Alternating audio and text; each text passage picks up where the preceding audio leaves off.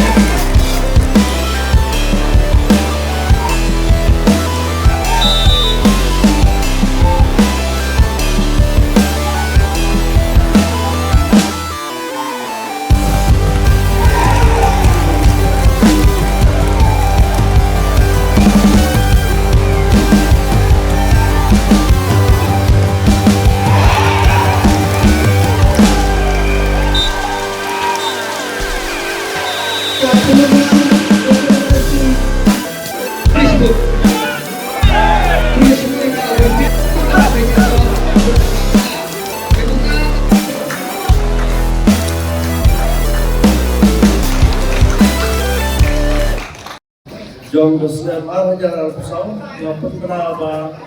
kali ka Ïalehkai ka veteran football ini ngapun kun kunta kesini